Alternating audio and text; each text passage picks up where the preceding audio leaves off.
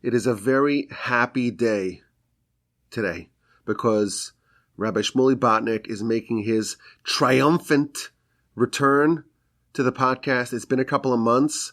I've gotten lots of complaints. Everyone wants Rabbi Botnick back. He's one of the members of the elites because he just recently published his first book and it's getting rave reviews and he's on the top of the bestsellers and he's invited to all these fancy cocktail parties. And he forgot about us, the podcast family that he cut his teeth with. But he's back. The triumphant return of Rabbi Shmuly Botnick to talk to us about Purim, which is in a couple of days. Welcome back, Rabbi Botnick. Thank you, Rabbi Wolbe. I don't know about those cocktail parties. I didn't get the invite. Maybe they went to you.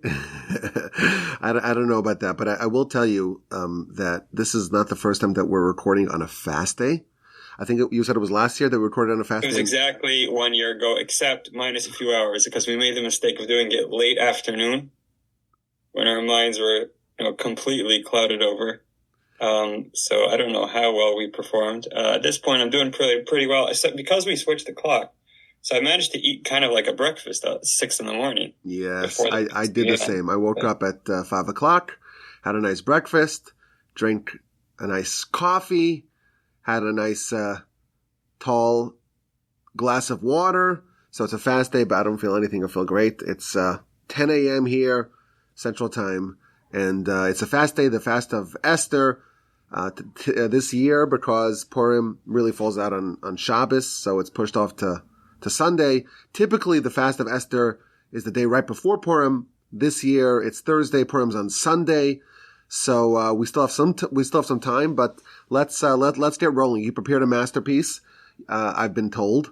Most times when we record, you send me your notes, your outline, and this time I have nothing, so I'm completely flying blind. But that's okay. You're going to do the heavy lifting, and I'll serve as I typically do as the scaffolding. I'm the guardrails. I'm the useful idiot that's just sitting over here and just trying to be helpful and trying to listen and learn along the way. And I'm excited. I'm excited to hear what you have to say. So let's begin. All right. So the good news is that this shouldn't be entirely unfamiliar to you, as you remember last year's year, clearly. At least remember the hunger part of it. We're going to be working with the same theme, but we're going to be taking a very different approach. Last year, what we discussed is something that I'm fascinated by, and that is that the month of Adar, right, as we know, every month correlates to a tribe, right? So there's different ways of looking at that. The most obvious would be you go to the first month is Nisan, and that would correlate with the first tribe, which is Reuven. But that's not how the Arizal works. And the Arizal actually takes a very logical approach, which is that you work with the order of the Golan, the encampments, the four encampments in the desert. So they were set up in a specific order, which was not chronological, right? It didn't go according to their age and stage. It went, I don't know, God chose it this way that Yehuda went first, followed by Zvulun, followed by Yisachar. After that, Reuven, Shimon, then Ephraim, so on and so forth. So, God, sorry, Reuven, Shimon. Yes, if you look at the Book of Numbers, you'll see that the arrangement of the camps, and there's four main sections. There's the whole order and the sequencing of how they encamped and how they traveled, and that is the order of the tribes in the system of the months of the Arizal. That is correct. So according to that system, the very last tribe of all four encampments will be Naftali. Okay, we don't know all that much about Naftali, and so initially that doesn't really mean anything to us. But when you look at the months, the corresponding months, so Adar is obviously the last month of the year, so it's the month of Adar which is going to share some sort of connection with Naftali, which just seems striking because, again, Naftali seems relatively nondescript, doesn't play any significant role in the story of our people, seemingly. And Adar is a very phenomenal month. It has the the holiday of Purim. So how do you see, any sort of relationship between Naftali and Adar? So the system of the months is going to start with the month of Nisan, because I guess there's different systems. The year starts on Tishrei, but the first month is Nisan. So if the first month is Nisan, then the 12th month is going to be the month of Adar. So Nisan, Iyar, Sivan, Tammuz, Av, Elul, Tishrei, Cheshvan, Kislev, Teves, Shvat, and then Adar, which is the month that we're in right now, the month of Purim. And if it's 12 out of 12, it's going to correspond to Naftali. And we know nothing about Naftali, or very little about Naftali, and somehow it is connected with Adar and the primary event, or the centerpiece of Adar, which is Purim. That's right. And we are going to try and decipher what that is. Now, the truth is that I could find for you almost immediately that some sort of connection, a very vague connection, a very cryptic connection, and that is in Parshas V'Zayis Bracha, where Moshe Rabbeinu gives blessings to all of the tribes. The blessing that he gives, at least part of the blessing he gives to Naftali, include the words Yam V'Darom Yerusha. Okay, he will inherit the Yam, or will be is the west. Yeah, Yam means the sea, so the Mediterranean Sea is west, right? And then the Darom is the south. The southwest. Okay. But leaving that aside, the Targum Yonasan ben Uziel, who very often doesn't just translate the words, but he gives some sort of commentary, and frequently that commentary borders on some level of mysticism. So he says these words, V'chadi benune yama. And they will be happy, Naftali will be happy with the fish of the sea. Wild, pretty wild. I honestly don't know if there's any sort of simple explanation for that. Maybe there is. I would have to research if there's any way to understand this. But when I look at it, to me, it just looks like a completely mysterious blessing that Naftali will celebrate.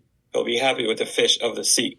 Okay, so at the end of Moshe's life, the end of the Torah, he gives a blessing to every one of the tribes, and he gives a blessing to the tribe of Naftali, which is the tribe that corresponds to this month. And he says, Yam Vidarom Yerusha, which again we would translate as Yam is west, Darom is south. He will inherit. He will inherit the southwest, whatever that means. And you're telling me that the Targum Yonasan, the translation of Yonasan ben Uziel, translates those words as not he will inherit the southwest.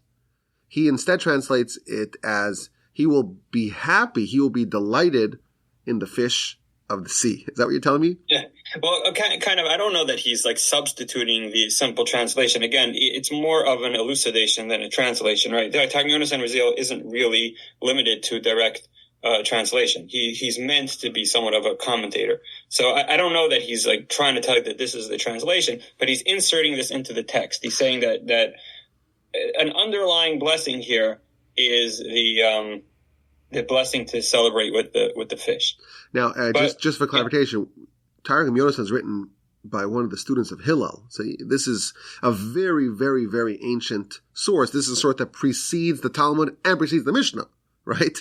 It's very, very ancient translation / elucidation of the Torah, and it's very authoritative. So if he's translating these words of Naftali, and he's telling us that Naftali will be happy, will be delighted with the fish of the sea, it should get our attention.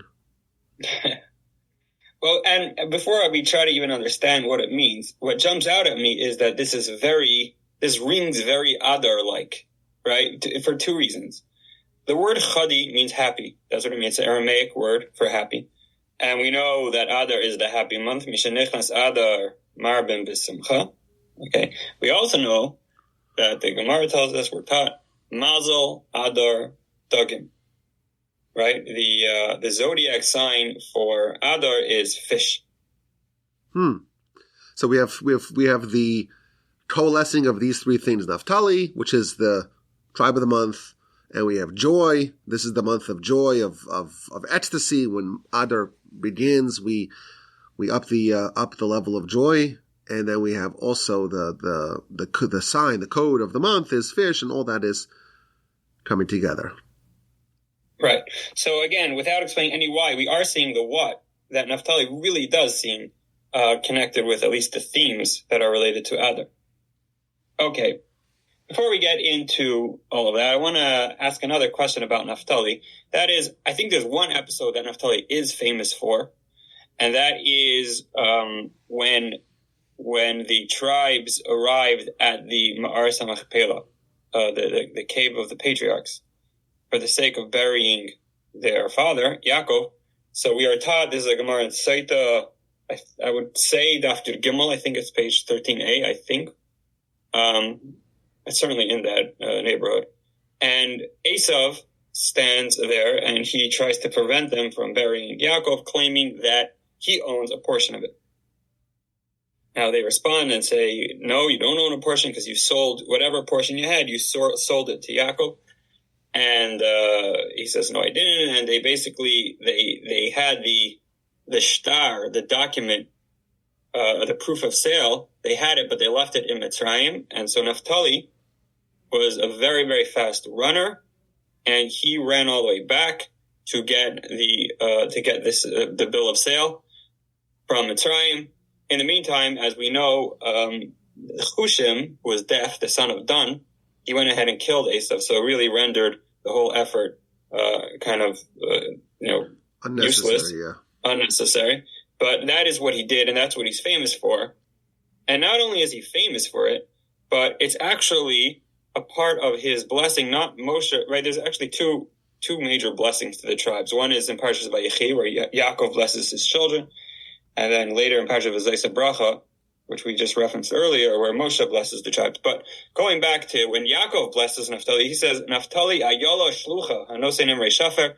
Naftali, he's ayala is, what's an ayala? Is it a deer, maybe? Is it a deer? No, well, it's a female, right? Ayal is a ram, so it's a female ram. I guess so. I don't know, wherever you say a female ram. I'm going to pull out the book. Of course, we should have done this preparation at that time. Okay, so this is, I'm in the Torch Center, so I have all the books here. This is chapter 49 of Genesis. Let's see. Naftali Ayala Shlucha. Naftali is a hind sent off who delivers beautiful sayings. A hind. What is a hind? I'll Google it. I'm keeping this all on the podcast. I think we did this in the past, by the way. Hind animal. It's a red deer. It's a red deer. Okay. There you have it. But the point is, Rabbi Wobi, once you have that Chumash open, do you want to take is there a Targum Yonasan ben Uziel on that Chumash? 1 second, let me find it for you. Let's try to find this right now. I don't have it over here with me. I mean, you don't necessarily need to. I'll tell you what he says. He just basically reads into those words, and Rashi really does it as well. That it's a reference to this episode, to this Naftali. His being fast is relevant in the sense that he was able to run back all the way to Mitzrayim and get this bill of sale. Which I guess it is interesting that this blessing happened before that event, right? The blessing happened. Well, that's not so. Of course, that's yes. not. I agree with that, yeah. I mean, that's not so difficult because all of the blessings really alluded to things off into the future. To me, what's more troublesome is like, what's the big deal? Like, this is not really making or breaking it in history. First of all, because it never even panned out. Meaning, we didn't even need it in the end. It was unnecessary. And even if it was important. I mean, we all do important things in life. The idea that Yaakov was blessing his children is with fundamental themes, right? He gives a bracha to Yehuda that your descendants will be kings, and he gives to Ruvain. He really rats out Ruvain for what he did, but it all goes to very essential parts of their personalities and their destinies. With Naftali, it seems like, okay, there's going to be once upon a time you're going to run back to Mitzrayim and get this bill of sale. It seems really technical. And I would say not central to who he is and what he represents. So right? Why is he highlighting the fact that Naftali is an Olympic sprinter? He's very speedy. Why is that so central to his character? And especially because this one event that we know of where he ran back, it actually was not even needed, right? Because by the time when he was there in the interim, Hushim, the deaf son of Dan, he decapitates Esau, and the bill of sale is not even needed. Right. Okay. So now let's try to do a deep dive into Naftali. And to do that, we go back to his genesis, which is obviously when he's born. And so just a little background. Naftali is born to Bilhah. So again, just to review, so Yaakov initially he marries Leah, and then he marries Rachel. Leah has a maidservant, Zilpah, who Yaakov marries, or he takes her as a concubine. Rachel has a maidservant, Bilhah. Also, Yaakov, brings her into the family, so to speak. And what happened was, the story was that Leah was having child after child, and Rachel was very despondent by the fact that she was not having children. Ultimately, I think it was at this point that she brought Bilhah. Right? At this point, she introduced Bilhah, and Yaakov, Yaakov had this, I don't know if it was a marriage, but he had this relationship with Bilhah, and she gave birth to a child who Rachel named Naftali. Okay, so Naftali is the first of Bilhah's children. Well, doesn't Dan come beforehand? Dan, Naftali? No, I think it's Naftali first and then Dan. No. Oh, no, you're right. So Chapter 30, verse 5, Bilhah has a baby, and she calls him Dan, and then verse 8, she has a second son, Naftali. Okay, good. Okay, excellent. Okay, that actually makes more sense. So what does the word Naftali mean? So she says, Naftuli Elokim Neftalti. Okay, we're not even going to translate that because we don't know what the translation means, and therefore she called him Naftali because of this Naftuli Elokim Neftalti. So Rashi actually struggles with this. What does it mean? And he quotes, I think he quotes his Rebbe, who says that the translation is based on a verse Tzomid Pasel, which means like this: Chiburim me'es hamakom nischabarti emachosim. Okay, the word Naftali, according to this translation, means chibur, connection. Okay, it means connection, and it means connection in a very specific context. It means Rachel is saying, I am now connected to Leah. I am now connected to Leah. Now, I didn't see this. I assume what it means is like this, that Rachel at this point has two children, all right, through Bilhah, via Bilhah. And Rabbi Botnick, at what point did she bring, how many children did Leah have at this point? So Leah has 4, Reuven, Shimon, Levi, Yehuda. She stops having children. Rachel has 2 via the surrogate, right? Via Bilhah. And then Leah has 2 via her surrogate, which is Zilpah, which is Gad and Asher. And then the final 2 are born, and then the final two to Leah, which is Yisachar and Zvulun, and the final 2 for Rachel, Joseph, and Benjamin. Right, so I'm not even sure what the simple translation is that. And now I am connected with my sister. Somehow, after having these 2 children from Bilhah, she feels like she now has this connection with her sister Leah. She's like on the same playing field as Leah. I don't know, Rabbi, what we do have like a simple explanation for why that is, or it's a mystery. I don't know, because she doesn't say that after the first baby, right? You're right. She doesn't say after the first baby. If it was just a sign of the fact that she now has a baby, well, that would apply, you would imagine, after 1. Only after 2 does she say, well, now it's Naftali. Now it's now I'm on kind of equal footing with my sister. It is strange, this Rashi, chapter 30, verse 8. Naftule Elokim Niftalti. Interesting. I don't know. Okay. I don't know what this means. Okay. All right. So, but be that as it may, so at this point we know something very interesting about Naftali. He has this power to connect Rachel with Leah. However that works, he's the one he's the one who represents this power, this energy of connecting Rachel with Leah. Now, let's jump right into it. This is critical. This is critical in terms of his relationship with the month of Adar, because the Bnei Saschar speaks very clearly about the idea of Rachel and Leah coming together to fight Amaleik. he says that Rachel and Leah must be working in unity in order to combat Amaleik. And he says that that's why when they waged war against Amaleik in Parshas Beshalach, it was Moshe Rabbeinu and Yoshua working together. So Moshe Rabbeinu issued the commandment and Yeshua carried it out. Have you ever asked yourself, why is that? Why doesn't Moshe Rabbeinu himself just go to war against Amaleik? Why do we need this joint effort? And the Bnei Yissaschar explains that no, you need a joint effort. You need to have Rachel and Leah working in tandem. And Moshe comes from, right, he comes from Levi, who's a child of Leah.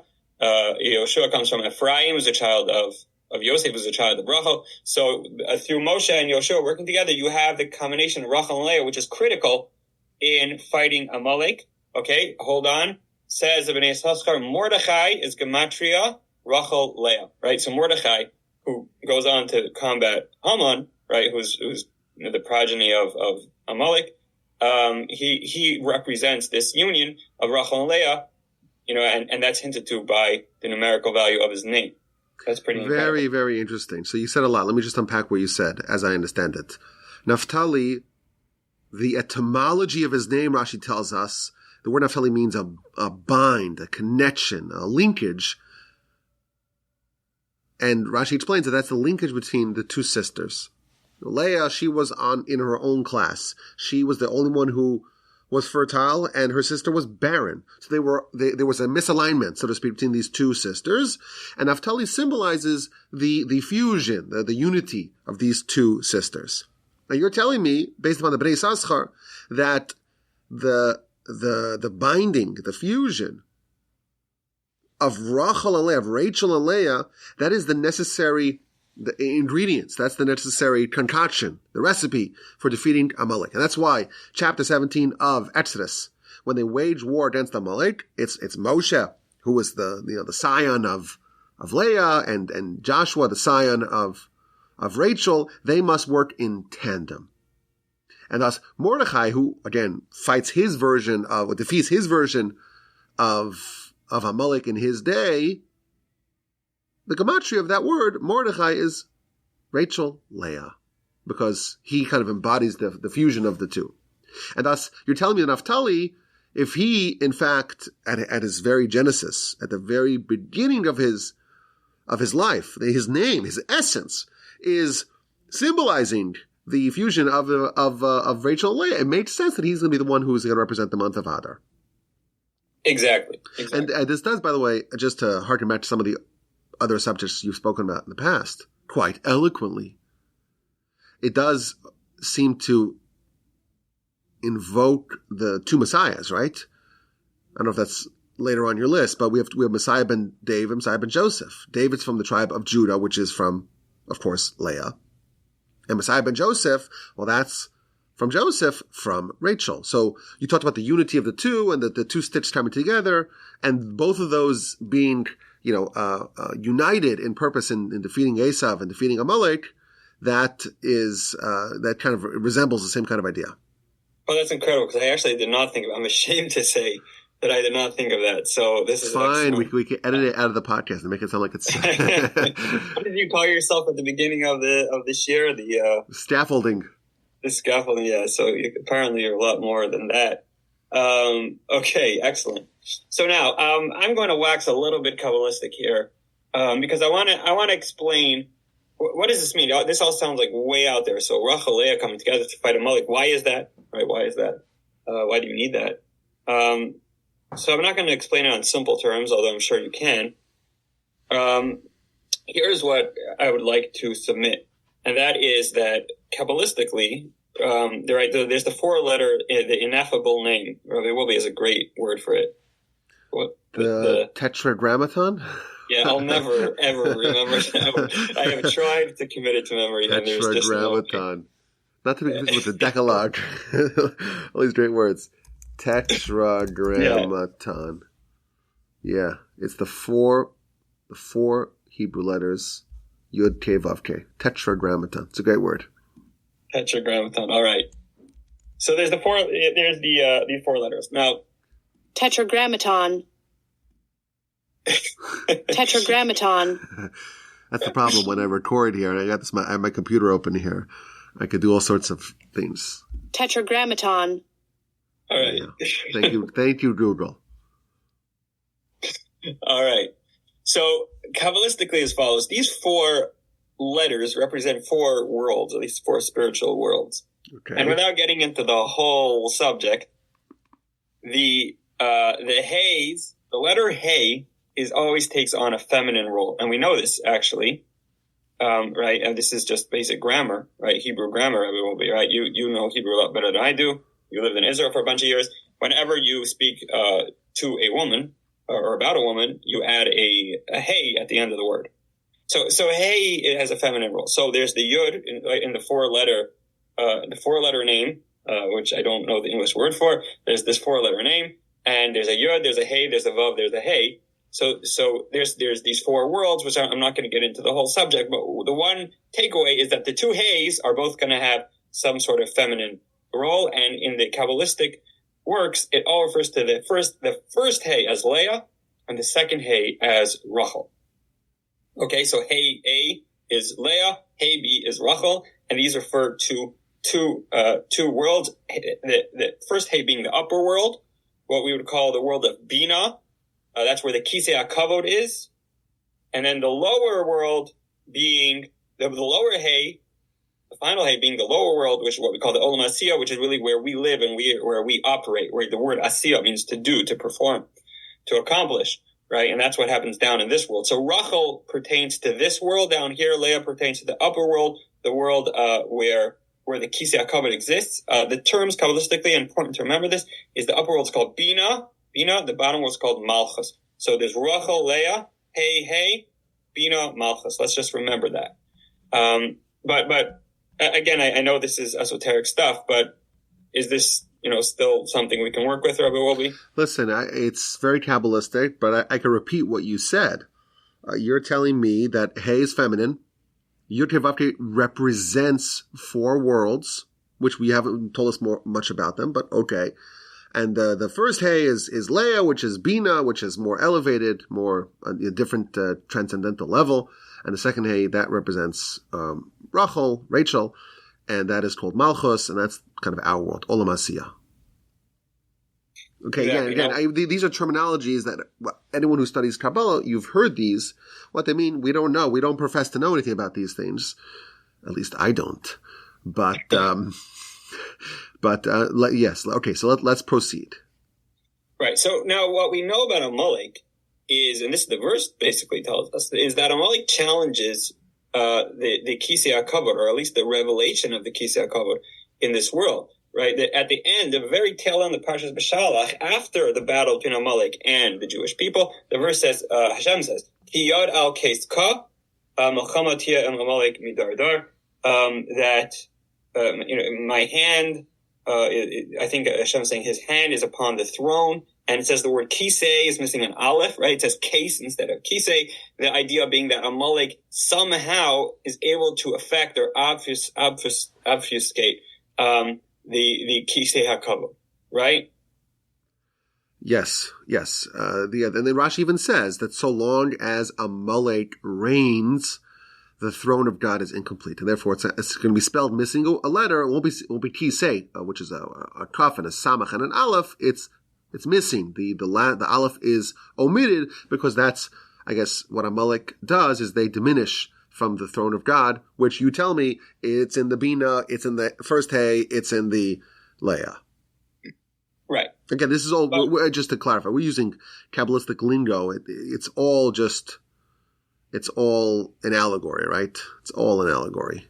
I mean, it's all our very, very shallow perception. We're like groping around in the dark here, but we do know these to be true. We just don't understand their depth. Yes. Now, but the point is like this. Putting all these pieces together, what Amaleik effectively does, what their power is to divide hey A and hey B, right? Because hey A, as I mentioned earlier, is the upper world. It's the world where the Kisei HaKavod reigns. And what Amaleik has the ability to do is to kind of block it off, to make it that the Kisei HaKavod is not relatable anymore from this world, right? They cause a divide between the upper and the lower worlds, i.e. a divide between the 2 heys, a divide between Rachel and Leah. So, okay, let me just unpack what I think you're saying. when the verse says that Amaleik affects the throne of God, and instead of a kisei, it's a case, it's missing a letter, that doesn't mean that it actually affects or influences or impinges upon the throne of God. What it does is it affects our perception of that. Because we're here in this lower sphere, it, to use your word, it obfuscates the throne of God, and thus it makes it appear somewhat diminished in our eyes. And thus you're telling me that Amaleik, its role doesn't actually diminish the throne of God, only in our perception, because it severs our connection to it, or it weakens, it damages our connection with the upper spheres, and thereby the kisei in our view is a case. That's right. But keeping in mind that the upper world is referred to as Leah, and the lower world is referred to as Rachel. So now we understand, we go back to what we discussed earlier, the Ben Yissaschar tells us that Rachel and Leah must work together to fight Amaleik. Now we understand that. Because Amaleik's entire mission is to divide Rachel from Leah, to divide the lower world from the upper world. Right? So you need to come with an opposing force. You need to come with the strength of the combination, the strength of the union, in order to combat those who are trying to oppose that union, right? So it really makes a lot of sense, this idea that Rachel and Leah have to come together. Understandable? I love it. Love it. Okay, so that's really the depth of the idea of Rachel and Leah, and again, mysteriously, Naftali is the one who really has the power of bringing those two forces together, right? It's all up to Naftali. So, using all of these ideas, I think we can explain why it is absolutely 100% central to Naftali's role that he is able to race back to Mitzrayim, get the bill of sale, and prove that the cave of the patriarchs, the Ma'aras HaMachpelah, belong to us as opposed to Esau. Now, why is that? The word for the cave of the patriarchs, in the term that the Torah uses, Ma'aras HaMachpelah, the cave of the doubling, right? Now, there's two explanations for that in the Talmud. Either that there's all couples that are buried there, Adam and Chava, Avram, Sarah, Yitzchak, Rivka, Yaakov, Leah, right? They're all couples, so that's the coupling going on. The other explanation is that the cave itself is just the architectural structure of it is double. Either there's an upstairs and a downstairs, or there are two rooms next to each other. I think those are two different opinions in the Talmud. The point is, it either has to do with who's buried there or how it's structured. That's the simple understanding. The Zohar takes a very different approach, and that is Ma'aras HaMachpelah. The way you read it is Machpel Hay, the doubling of the hays, referring to the upper hay and the lower hay, the Rachel and the Leah. The Ma'aras HaMachpelah is where those two come together. That's the idea. I don't know if the Zohar says it or the commentaries say this, that it's in Hebron. Hebron means chibur, connection. Right? We saw that word in Rashi. Rashi says that when Naftali is born, she says, Chiburem nischabarti. I am now connected with Leah. Right? It's the same root word as Hebron. So the Zohar is telling us that Ma'aras HaMachpelah is the secret of how the two hays, or at least where the two hays come together. And just to explain what I think you're saying, the word Machpelah, which is, that's the adjective for the word Ma'ara. Ma'ara means a cave. What type of cave? The doubling cave, Machpelah. So it doesn't mean that, there's couples there, or it's laid out as two different sections, it's doubled. But the word machpel means to double. And machpelah, it's the doubling, and then you add that hay, like you told us that the feminine, right? Any feminine word, you add a hay to it. So you tell me that the Zohar says, machpel, he kind of tells, the word machpel means the doubling of the letter hay, i.e. the first hay, the last hay, the Rachel and the Leah. Or the Leah and the Rachel, more precisely. That's right. So there's one person in the world. So here's like this. Esau challenges that. Now, why is Esau challenge that? Because Esau is the forebear of Amaleik, right? Esau does whatever Amaleik would do.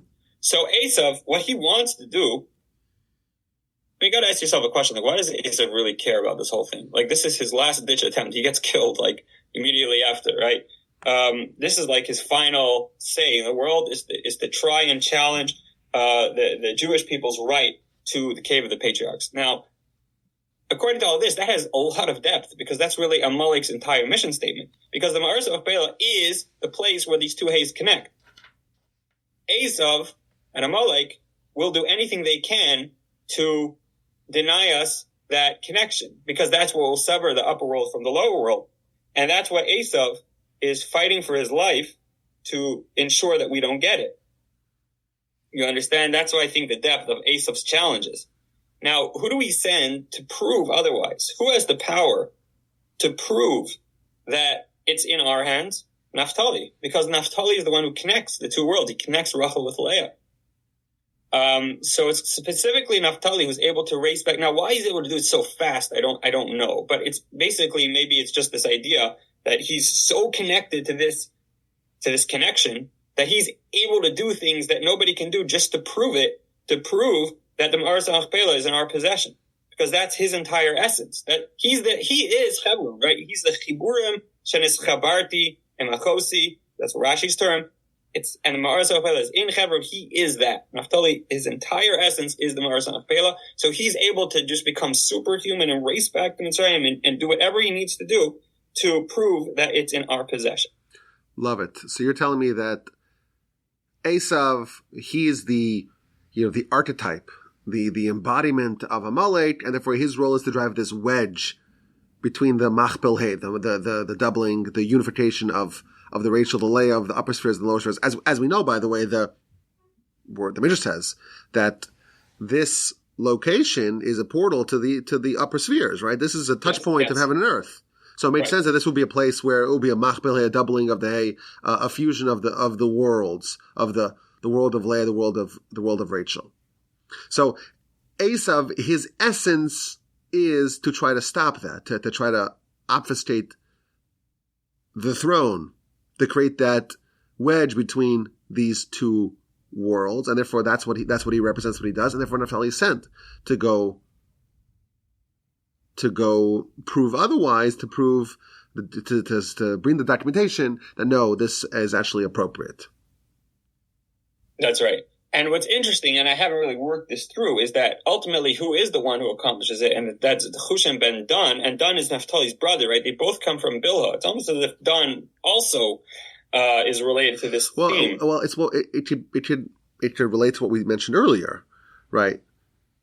We asked the question, why is Naftali the one that creates equality between Rachel and Leah? Really, Dan was the one that made Rachel into a matriarch, right? Into a mother via the surrogacy. So maybe there's a little bit of the unification of Rachel and Leah already present in Dan, right? The first son of Bilhah / Rachel. So maybe you don't need the full dose. You don't need the full dose of unification, even, a half dose. Even Dan, right? Even that will be enough to get rid of this menace. Right, and something I was thinking, and I actually tried to look into it, and I didn't come up with anything, which is the word Bilhah, right, has two hays in it, right? Bilhah is the mom of both Dan and Naftali, so those two hays are in the name Bilhah. Well, okay, let me add another theory here. Add another theory.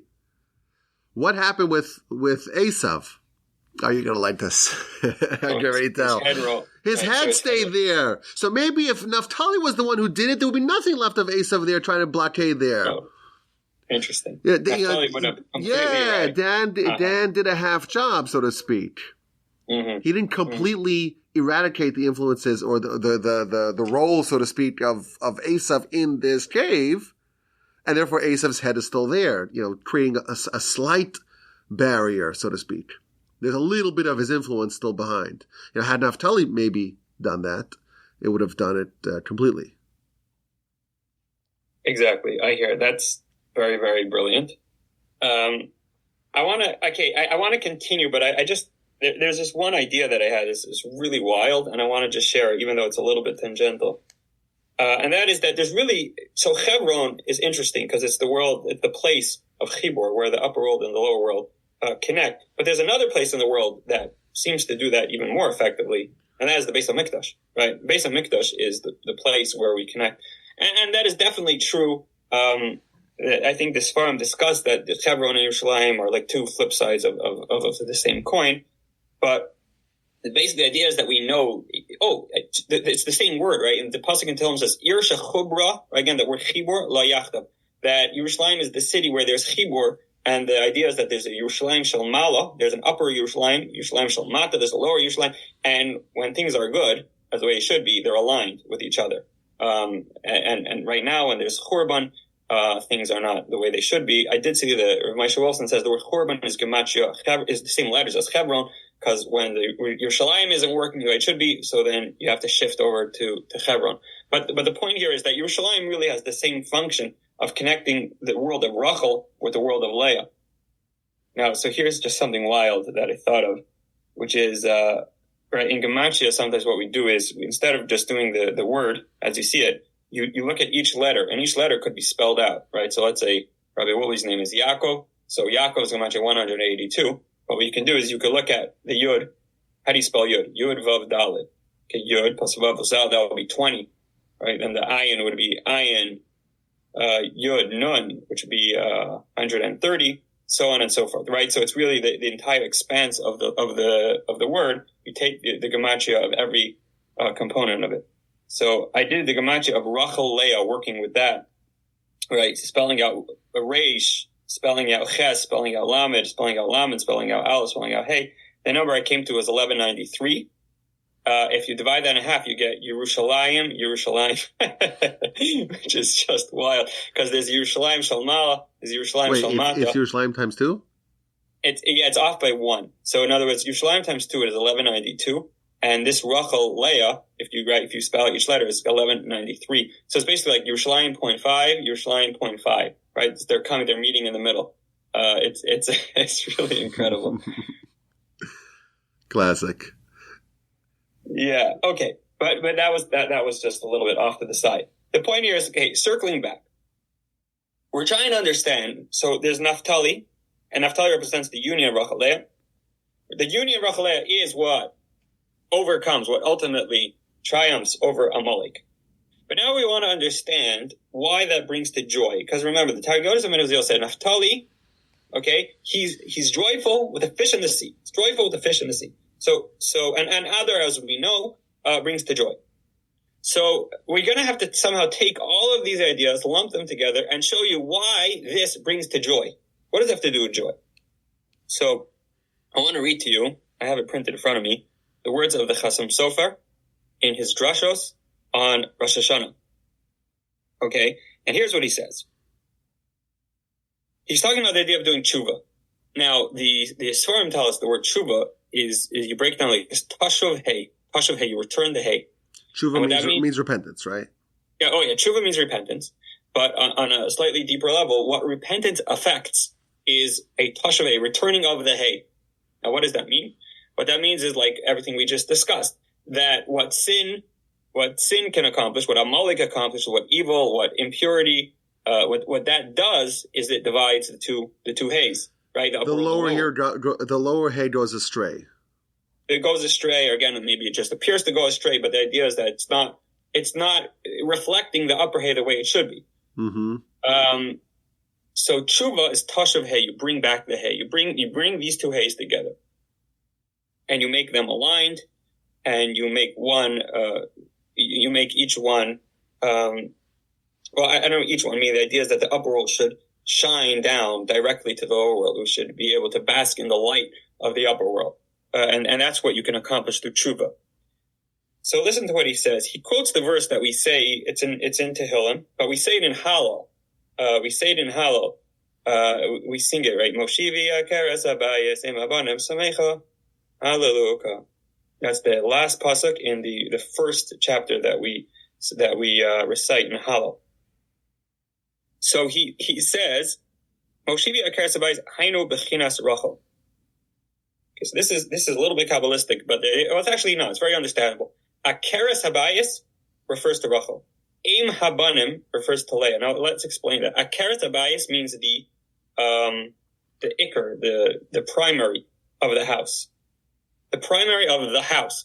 The house refers to the house of Jacob, which is really all of the Jewish people, is the house of Jacob, right? So who's the primary wife of Jacob?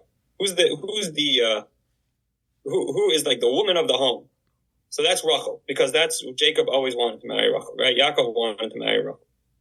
But who's the Im Habanu? Who's the mother of the children? So at least the majority, the lion's share of the children went to Leah. So there's this like strange dual dynamic going on. There's the woman of the home, which is not the same as the mother of the children.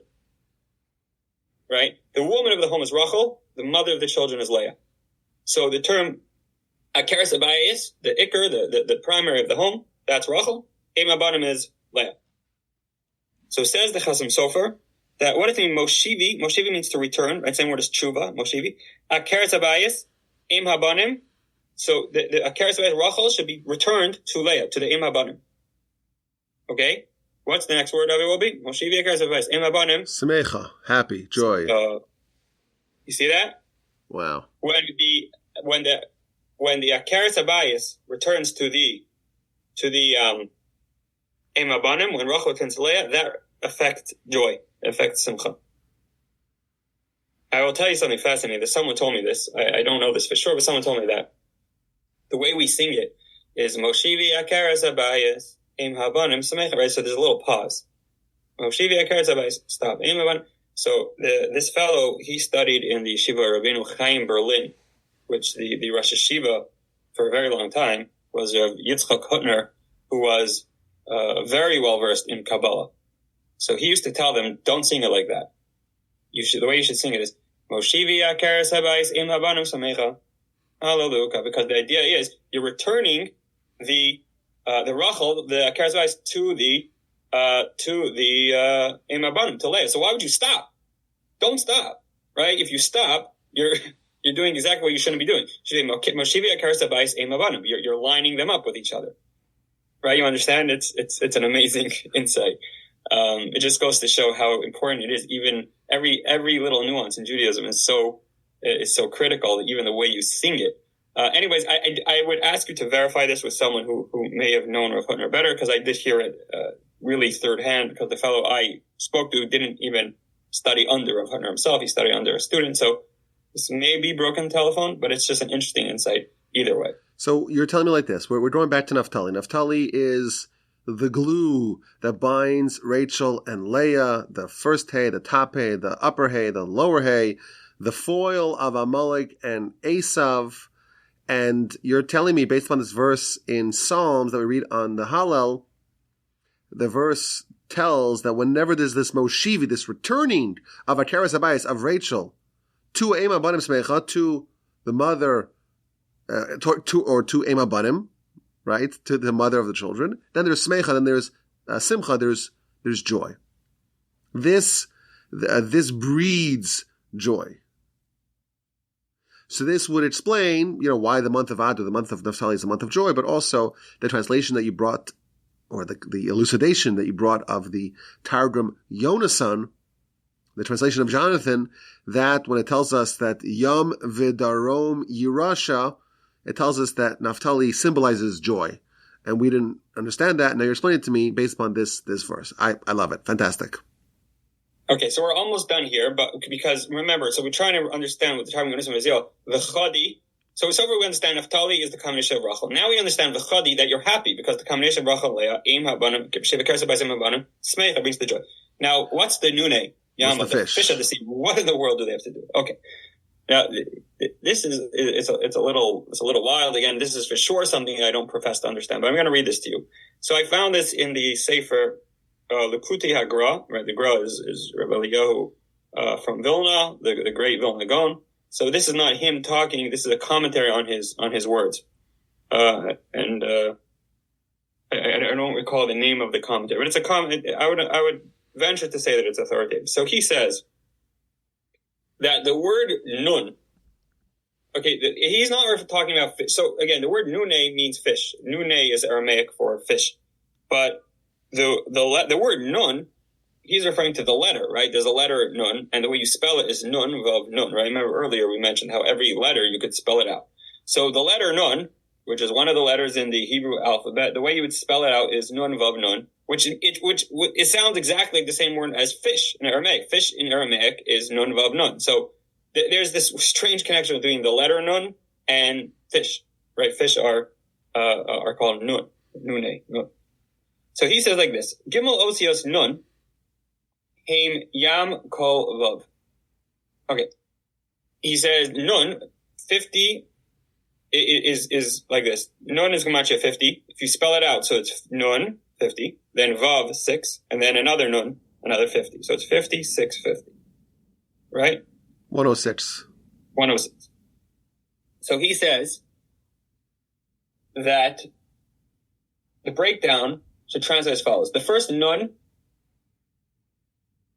the first nun is gematria, is 50, is gematria kol. Kol, mean all, is 50, right? Kof lamed is gematria 50. So the first nun is 50. The second vav is just a vav. The third vav is the second, okay, nun vav nun. So the first nun is kol, then just the letter vav. The second nun is 50, gematria yam. Yam is ocean. Okay, is also gematria 50. So basically, nun vav nun, we should interpret that as kol v'yam. All and ocean. Okay, I know this is a little confusing, but basically, kol is gematria 50. Yam is gematria 50. I'll explain it. Okay. 20 and 30 makes 50, as does 40 and 10. And thus, 50 of the first nun is 20 and 30, kol, and 50 of the last nun is yud mem, 10 and 40. And the vav always connects. The vav is the connection, and. Yes. So all and ocean, or and sea. Now let me read to you, and again, I don't understand, but this is what he said. He says, kol, the word kol is bina. Remember, bina is a word we used before. Bina is the upper world. Leah. Yam is malchus, which is the lower world. And with that, he wants to explain the verse of kol hanecholim. How do you say it? Kol hanecholim, holchem el hayam. Okay. And he says, vav connects the two. Okay, the idea is like this. The word nun is nun vav nun, is kol v'yam, is bina v'malchus, is a connection between bina and malchus. So nun is Naftali, basically. Oh, yeah, basically. But again, Rabbi Botnick, you're much better at explaining. So just explain this in your eloquent way of doing things. The letter nun is spelled. If you were to spell like just the word, like I made a joke on the podcast once. I said like letters in the English alphabet, like the letter Z, Z-E-D. That's how you would spell it, right? And it's especially fitting for the Canadians amongst us. Yes. Sorry, Shmuly. No one's perfect. I'm ashamed to say I'm Canadian after Trudeau pulled back on the weapons. We know nothing about politics, of course, but okay. So the letter nun is spelled nun vav nun, which is kol, which is bina, which is leah, which is the upper sphere, which is the first hey, and the malchus, which is the lower spheres, which is the sphere of Rachel, and the second hey. Now the letter nun symbolizes the fusion of the two. The fusion of the two. And again, the word fish, which in Aramaic is nun, you might say, whoa, that's a stretch. Taking the letter nun and you're connecting it to fish, because fish in Aramaic is nun. I've seen this connected. This is not me. I've seen a very authoritative source which says that fish are connected to the letter nun because fish are called nun in Aramaic, and so they're obviously connected to the letter nun. So fish, clearly, and again, I have no idea how or why, maybe that'll be the subject of another share, but somehow fish carry within them the fusion of Rachel and Leah, which thus would carry a special happiness, a joy. Because when Rachel and Leah come together, there's joy. And thus, they're directly associated with Naftali, because Naftali is the one who creates this connection between Rachel and Leah. And now we can understand why Naftali is the month of Adar, because Adar is the connection between Rachel and Leah, which combats Amaleik, resulting in this joy. But what does that have to do with fish? What fish? Like, why would fish symbolize? Well, why fish? I have no idea. We got to think about that. Why fish? Well, I do have a whole thing about fish. If you want, I can burden you with it. And that is, I believe that fish are somehow connected with joy, even without all of this. And that's because as follows. There's no ayin hara for fish, right? So there's no ayin hara for fish. Which, by the way, I have this whole theory that the ayin hara plays a big role in this because the Ma'ar Machpelah, right, originally was owned by Ephron. Ephron, the manager says, he loses a vav. It starts with Ephron, it's spelled ayin fei reish vav nun. Then it switches to ayin fei reish nun. Says the Medrash, because he had an ayin ra. He had a ayin ra, and the commentators explain ayin ra is gematria Ephron without a vav, right? Ayin fei is going to be 150. Then reish makes it 350. Then nun makes it 400, which is gematria ayin ra. So the ayin ra challenges the Ma'ar Machpelah.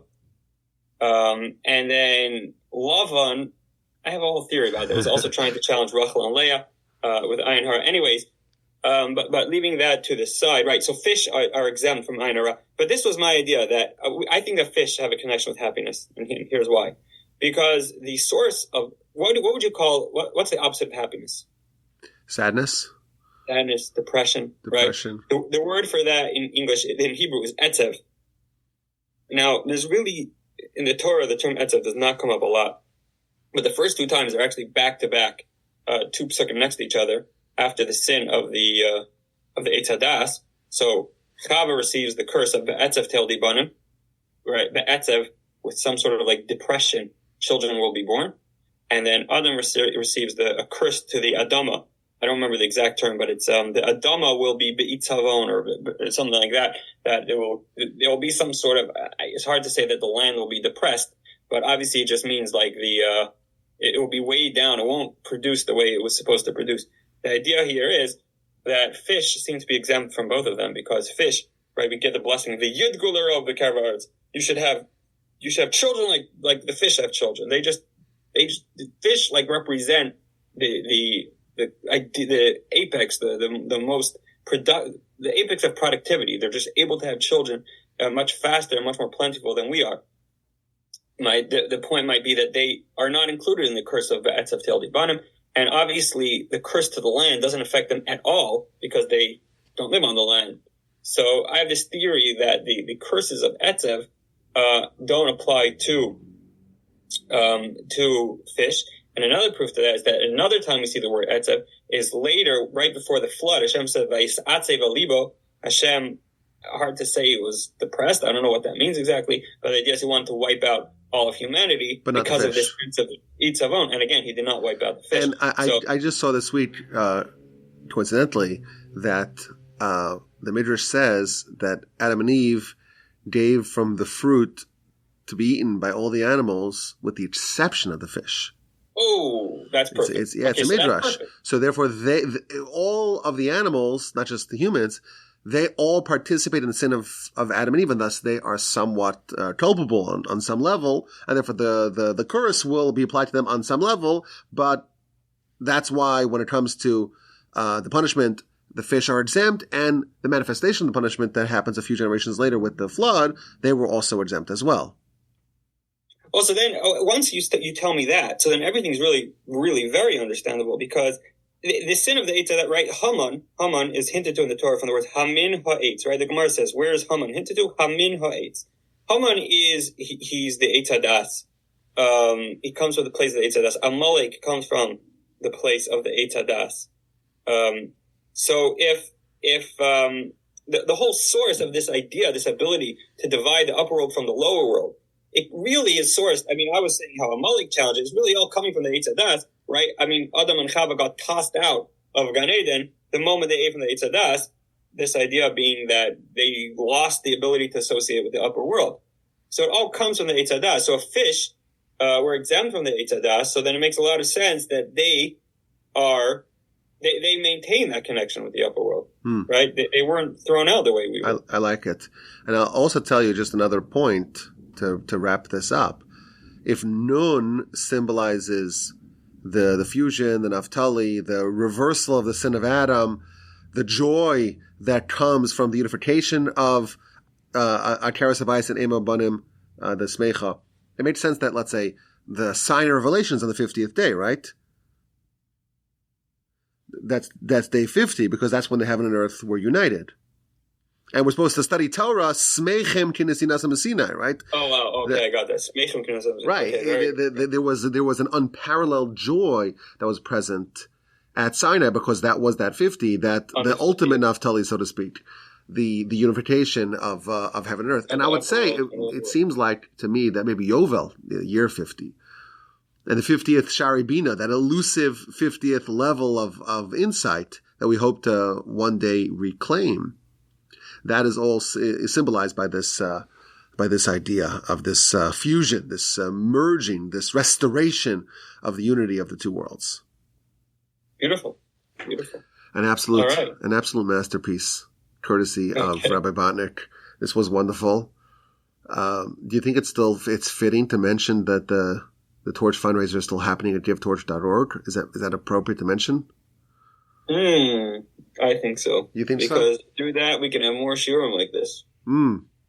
Give some donation in honor of Rabbi Botnick so we can have... will you agree that if someone makes a donation in your honor, that you'll do another Well, it would have to be Gamashia unknown, so the minimum would be 106. Ideally, Rachel Leah, which is 274. Didn't you tell me that Jerusalem plus Jerusalem is 1190 something? Oh, right. Yerushalayim. Yeah, Rachel and Leah, when it's doubled, you said it was, what was it, 1193? 1193, exactly. And that's Jerusalem times 2. We'll take it. GiveTorch.org. Links in the description. Okay, I have to do that just contractually. Anytime I speak during the 2 weeks of the fundraiser, I'm bound to do that. But this was wonderful. This was a masterpiece. It's great to have you back. It's nice that we get a celebrity like you to come join our humble podcast. Thank you so much. We'll have something for Nissan. Nissan's a big month. Well, and hopefully we'll merit to be able to see this unification, right? Amaleik is still amongst us, and the idea of Messiah is the final triumph over Amaleik, and that's the ultimate. You know, when Naftali finally comes back with the evidence, right? we're waiting still. We're waiting, and he's an Ayala Shlucha. He's still being sent. You know, we're still waiting for him to come back. Well, that's great. That's a very nice idea. He never came back really with it. Means we're waiting for him. We're waiting for the return of Naftali. Thank you so much, Rabbi Botnick. If you want to send Rabbi Botnick an email, it's botnicksm@gmail.com. Spam him with all your requests. Bother him with all your requests. Botnick, Botnick, bot like a robot, Nick like a Nickelodeon, sm@gmail.com. My email address is rabbiwolbe@gmail.com.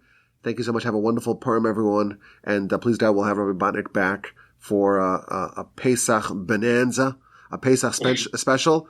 Please, God, he's working on it as we speak. Thank you so much. This was wonderful. Okay, thank you so much, everyone. Okay, take care.